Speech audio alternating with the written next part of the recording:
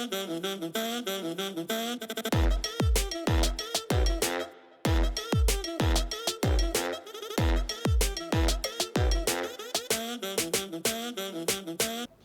les Clyders, c'est Jamie. Bienvenue sur le canapé de Clyde. Aujourd'hui, on va accueillir Maître Martin, Maître Hélène Martin, la seule commissaire-priseur de Martinique, qui va nous parler de son métier, de qui elle est et du coup du milieu de l'art aux Antilles.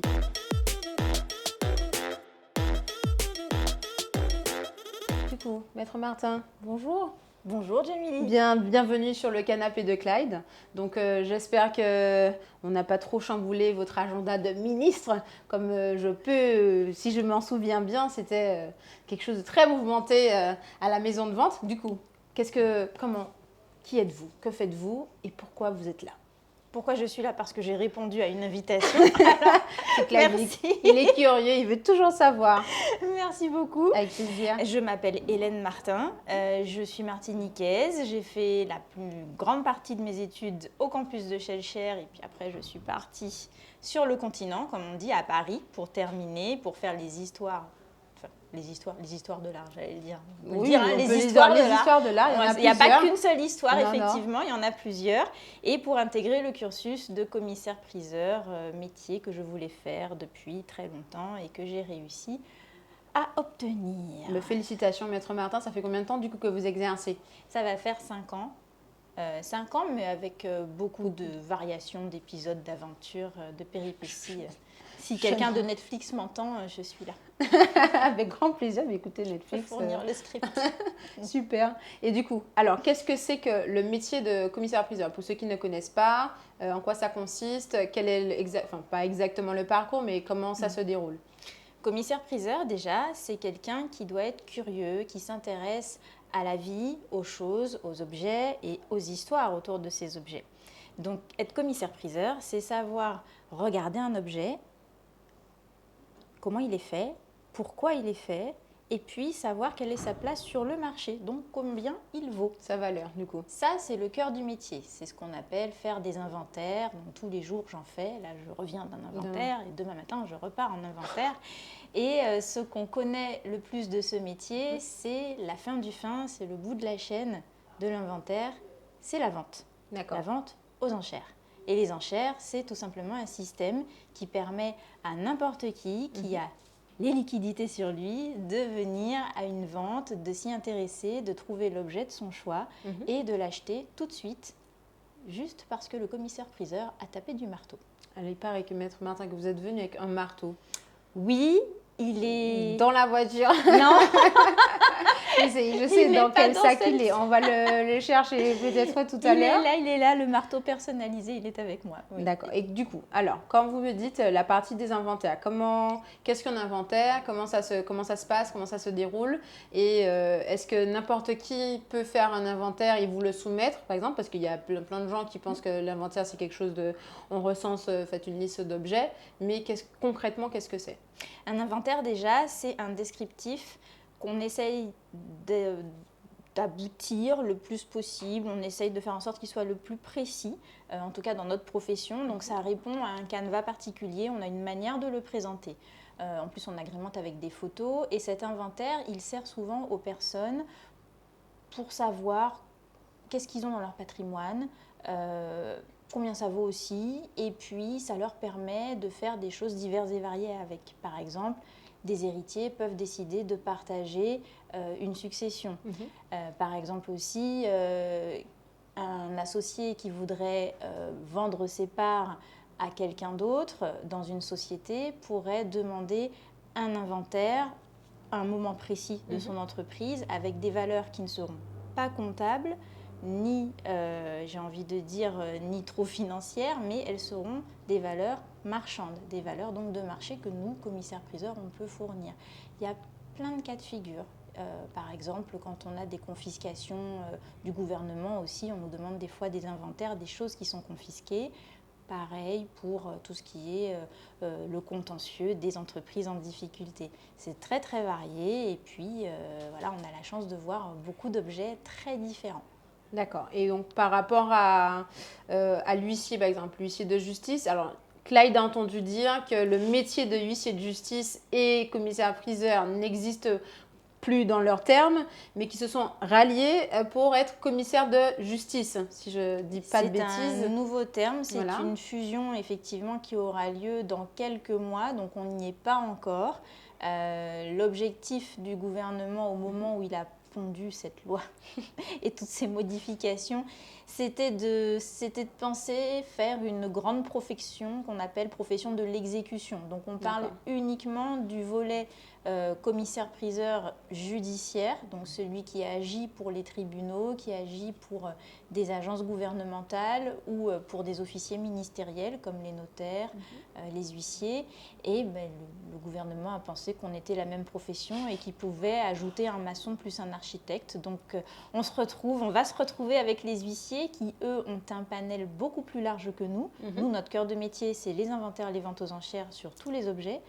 Eux, leur cœur de métier, non, en fait, il est pluriel, varié. Ils peuvent faire de la gestion de copropriété, ils peuvent faire des significations, ils peuvent faire tout simplement des actes réellement de procédure, les suivre en fait. Ils vont suivre vraiment ces choses particulières. Ce sont des gens extrêmement procéduriers. C'est pas du tout le même esprit. Donc eux sont procéduriers, nous on est plus vendeurs, connaisseurs d'objets. On nous regroupe, c'est ainsi, on s'adapte. Donc voilà, en tant que commissaire-priseur, on aura d'autres attributions. D'accord. Maintenant. Donc il y a une sorte de mise à niveau pour les deux côtés, parce que du coup pour être commissaire-priseur, initialement, il faut une partie du coup de législation, enfin de droit, et aussi d'histoire de l'art. C'est fondamental. Pour nous, c'est intrinsèque vraiment. Oui, d'accord. Oui. Et pour l'huissier de justice, c'est essentiellement du droit et de la gestion de. C'est du droit. D'accord. Ok. Donc chacun devra se mettre au niveau de l'autre, si je comprends bien. Voilà. Ok. Ok. Et du coup, qui peut faire appel à un commissaire-priseur et dans quel cas de figure? Est-ce que par rapport au... Alors vous disiez, par exemple, je suis héritière ou je suis, j'ai un hangar avec plein d'objets dont je ne connais pas leur valeur. Je vous appelle, vous? Alors oui, il y a des cas très variés. Par exemple, il y a quelques semaines, j'ai quelqu'un, un genre très sympathique monsieur, qui m'appelle, qui me dit...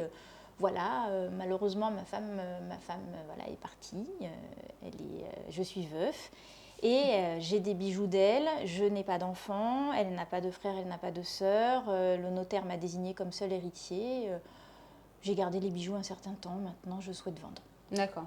Alors du coup je suis venue, j'ai fait un inventaire, effectivement, on a fait tout ce qu'il fallait, on a décrit et maintenant on organise la vente doucement mais sûrement. Premier cas de figure. Ok. Voilà. Dans une succession aussi, par exemple dans le milieu de l'immobilier, pardon, on peut faire aussi appel à vous, par exemple alors je sais qu'il me semble que les commissaires-priseurs ne touchent pas au bâti. Non, on touche pas. Mais c'est tout ce qui est à l'intérieur. Voilà, c'est ça. Notre compétence, notre vrai savoir-faire, il est sur la valorisation et la description d'un objet, vraiment un objet qu'on peut prendre, qu'on peut détacher d'un mur sans dégradation. C'est ce qu'on appelle, le bien meuble. Donc le bien qui se déplace, c'est le terme juridique pour synthétiser. On ne touche pas aux immeubles, on ne touche pas aux fonciers. D'accord. C'est pas du tout notre panacée. On reçoit énormément d'appels, beaucoup de marques d'intérêt. Donc quand on en reçoit, on leur répond qu'on est là pour garnir leur futur intérieur à toutes ces personnes. Justement, c'est bien de mettre, d'éclairer justement cette part de flou, de gris que plein de personnes ont. Et vient une question, parce que on a parlé du coup succinctement de l'histoire de l'art. À quel moment l'histoire de l'art, donc dans la connaissance des objets, mais est-ce que il vous arrive dans votre métier de faire des ventes de tableaux, d'œuvres d'art que vous pouvez retrouver notamment dans les maisons ou pas forcément des artistes qui peuvent vous contacter? Comment ça se passe? Oui, les artistes peuvent contacter effectivement s'ils ont envie de vendre certaines de leurs créations. Ils peuvent aussi se fédérer au cours de certains événements et plusieurs artistes viennent nous voir et nous soumettre une idée, un projet pour vendre. Donc en général, on accepte parce qu'on aime bien la création et puis surtout, on a de belles choses, surtout en Martinique. Et on a aussi, alors comment dire ça, on a aussi tout simplement au gré des rencontres, on voit des opportunités au gré des rencontres, au gré des dossiers. Il y a des objets, des créations originales des tableaux, des sculptures. Les gens, parfois, ne savent pas quoi en faire. Il y en a même parfois qui veulent mettre ça à la poubelle. Ah oui, c'est dommage. On en discute avec les clients, on en parle et puis, si on le peut, on monte une vente d'objets d'art.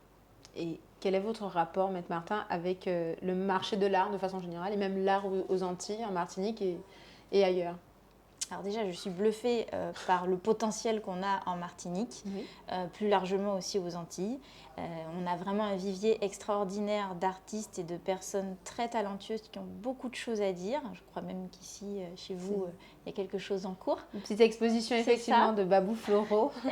Babou Floro d'ailleurs qu'on a vendu lors d'une précédente novembre, il me vente. semble, de 2020, 2019. Novembre 2020, c'est ça, il y a un an, il y a un précisément. An, ouais. On a vendu, ça a beaucoup plu. Ouais. Et puis, il y a un marché de l'art qui émerge, qui est timide, qui tâtonne, parce que beaucoup de gens pensent que c'est du luxe, mais pas du tout en fait. Quand on regarde, en fait, il faut savoir se faire plaisir. Une œuvre d'art, c'est apporter un petit peu d'un artiste chez soi, c'est rentrer dans un univers, c'est aussi se faire son propre univers, sa propre manière de fonctionner et de penser autour d'une œuvre. J'ai des tableaux à la maison tous les jours, je les redécouvre en fait. Je pense les connaître par cœur et puis finalement, voilà, je les regarde, je me dis, il y a quelque chose de différent. Et puis, mais c'est une fenêtre tout simplement, je pense déjà sur les autres, mais aussi sur soi, parce qu'on repense son rapport au monde et aux choses qui nous entourent. Quelles sont vos influences du coup, Maître Martin?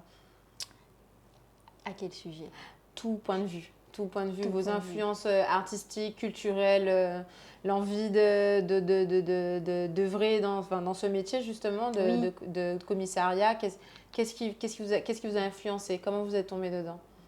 Alors, tomber dedans, je dirais c'est plutôt l'inverse. C'est qu'il y avait un tel manque en Martinique, un tel manque de relais culturels, un tel manque tout simplement de paroles. On ne nous parlait pas de ça, en tout cas quand je me souviens de mes jeunes années à l'école, même dans les sorties scolaires, on allait à l'écomusée, mais pas plus que ça. On nous parlait de notre culture, mais c'était toujours très réduit, très timide. Et puis, il n'y avait pas véritablement de musée non plus. Il n'y avait pas de campagne de sensibilisation. On n'essayait pas en tout cas de faire le lien aussi clair qu'on a aujourd'hui avec nos racines et avec les perspectives que nous avons, avec le monde de la mondialisation, toutes les interactions qu'on a aujourd'hui, les réseaux sociaux, tout ça, maintenant on n'est plus aussi enclavé qu'avant. Et tout ce manque-là, ce vide culturel, je ne dis pas vide juridique, vide culturel, il s'est profondément ressenti, notamment au gré des petits voyages que j'ai pu faire, quand j'ai vu qu'ailleurs, il y avait des expositions, que tout à coup, on pouvait penser différemment. En voyant une exposition, on pouvait s'ouvrir à d'autres expériences aussi, et puis tout simplement se forger l'esprit, le caractère.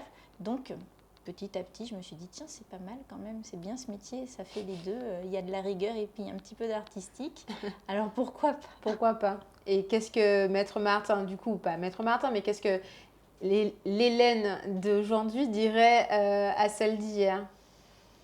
Tu as bien fait, ma fille. Tu as bien fait, parce qu'il faut suivre ses rêves, il faut suivre ses idées et il faut tenter, aussi difficile que ça puisse paraître. Je sais que si je dois m'arrêter pour X raisons de travailler, j'aurai la satisfaction d'avoir effectivement créé l'office, apporté toute cette partie artistique grâce à de fructueuses collaborations.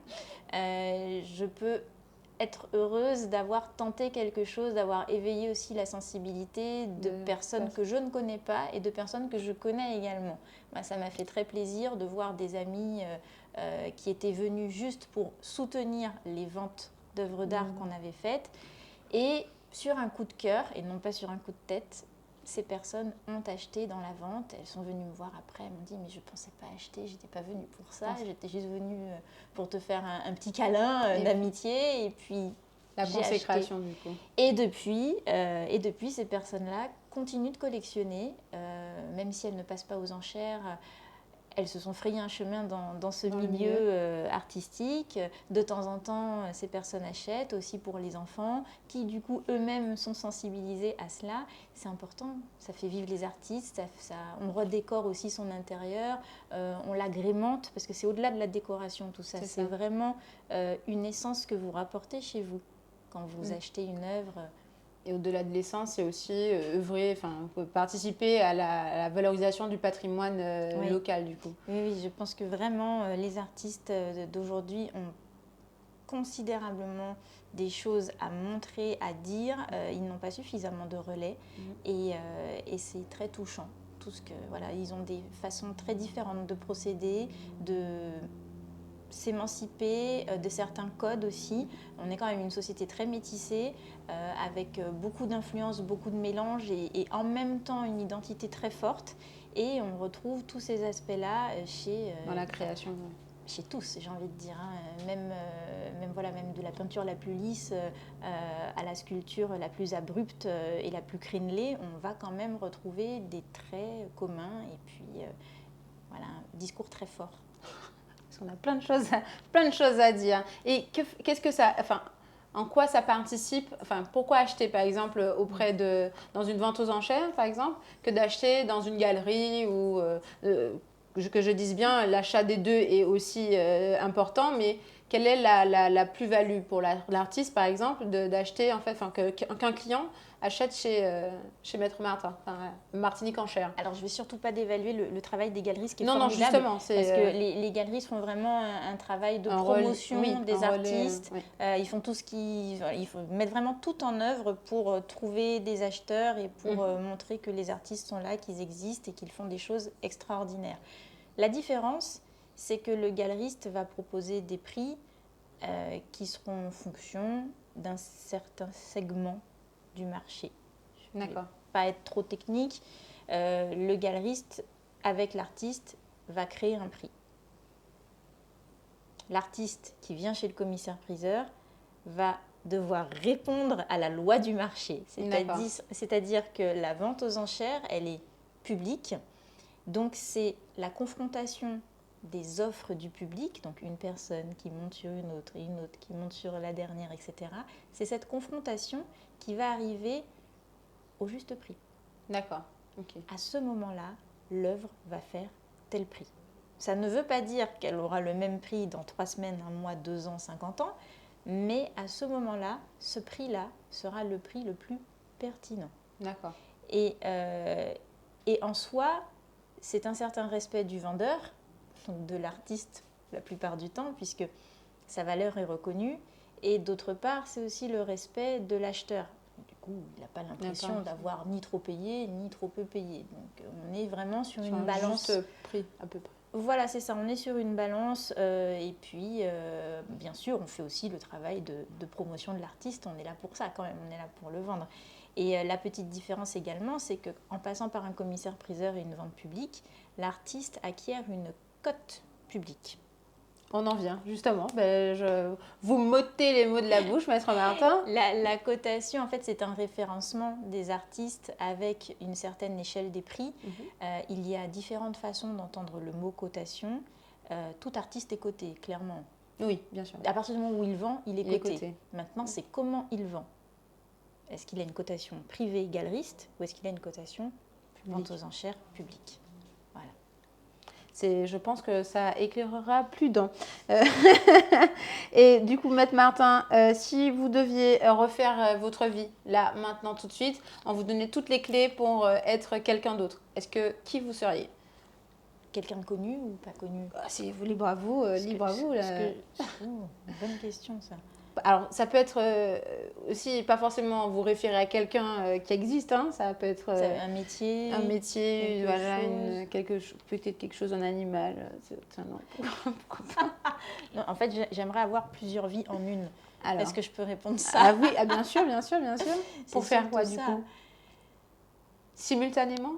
Avoir le don de biquiter ou... Non.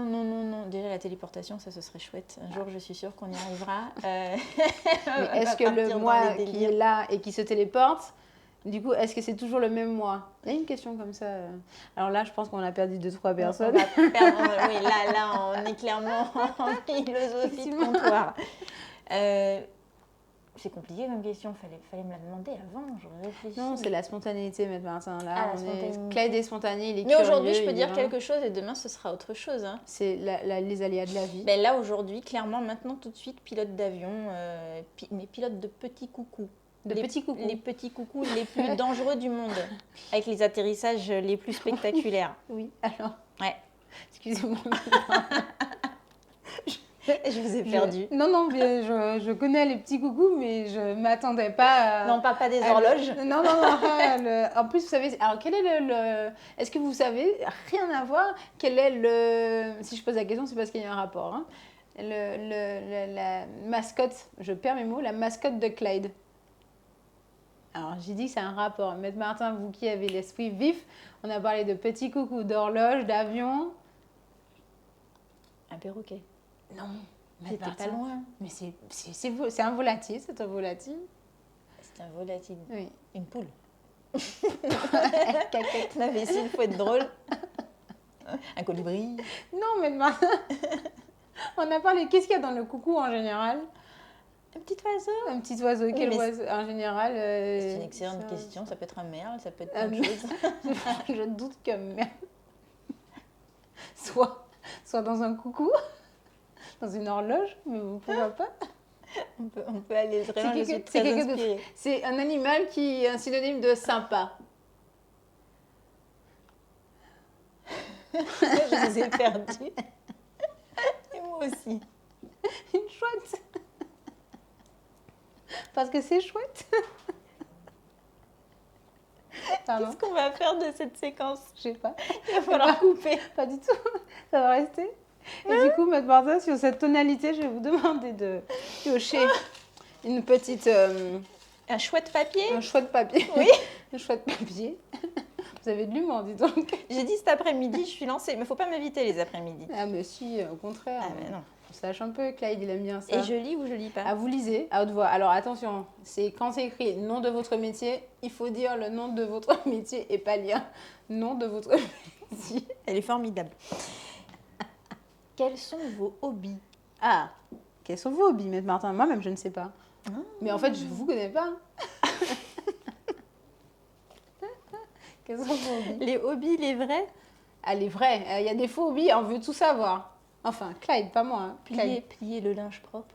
Plier le linge.